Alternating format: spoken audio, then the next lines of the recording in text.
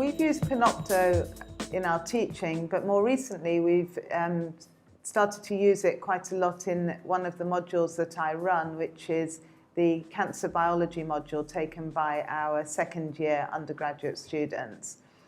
It's allowed us to encourage the students to produce visual content and upload that content to a dedicated website, which then becomes very easy for us to access as academics, to mark the work, to view it, and importantly, to retain a copy of that content so that if we want to then show that to perhaps other people or external examiners, perhaps students in the future to help them with their learning, we have a resource that we can use which includes these videos that have been produced and uploaded to Panopto.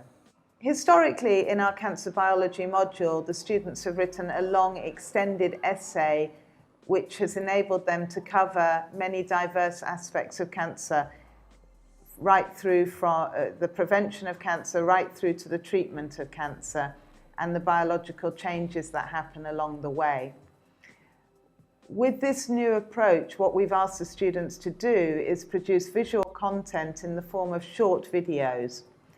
Specifically, they've produced two videos. One has been on the prevention of cancer, and the second one has been about detailed genetic changes that happen in cancer. And in both of these approaches, we've been able to allow the students to create information using their iPads, bring in videos perhaps of themselves or from other places, and draw this information all together to produce very, very informative videos which have been uploaded to Panopto. This has enabled the students to become quite creative and to produce very unique pieces of work, which I think they, on the whole, have enjoyed. They've worked hard and they've got quite good marks. Some of them have really shown a flair for this type of work, and we've had very good feedback from this new assessment approach. One of the advantages of using Panopto as well is that it's a hosted and closed site, and what that means for this type of work is that it's not open to the general public. And I think that that's quite important because the students are, of course, learning about this topic. Some of the information that they may put up in their videos may be factually incorrect, and as they're learning, we don't necessarily want that information to be made widely available to the general public. So by using the Panopto link, I think that gives us an opportunity to allow the students to put their videos into a secure site, and we have some control over who can view that site and how that site can be accessed. I've used Panopto quite a lot to record my lectures over the last academic year and a half, and I have found it to be really helpful. I think it's obviously helpful for the students to have a facility that they can go back to, they can look, they can use it when they're revising. In particular, I think it has some strength there because areas of the syllabus which they might find quite tricky, where they may have done their best to take notes, they can use this to reinforce, to help, to check that everything is as accurate as it can be.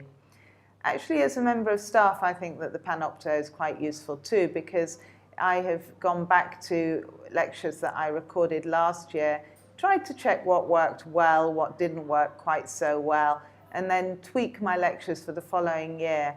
And of course, having a visual recording of that is quite helpful.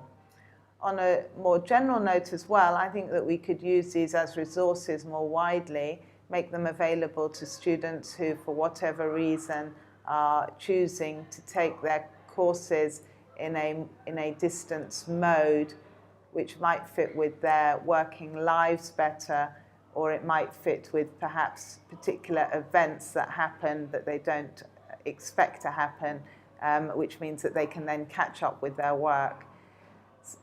I think that the facility is excellent, and I really do think it is the way forward, and I think that the student feedback reinforces that.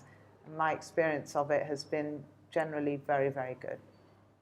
With Panopto, one of the advantages is it's actually possible to edit the content. So, for example, if there is a pause in the lecture, it's possible to then cut out that area and edit it. That is something that I know some of my colleagues do. I haven't personally done that myself, and I think it's something that we will move on to in the future as time permits. It's something that I think is important to be aware of, because it means that we can go on to customize what we have already produced and cut it and bring it together in segments, which means that in the future we could produce bespoke pieces which are combinations from different lectures.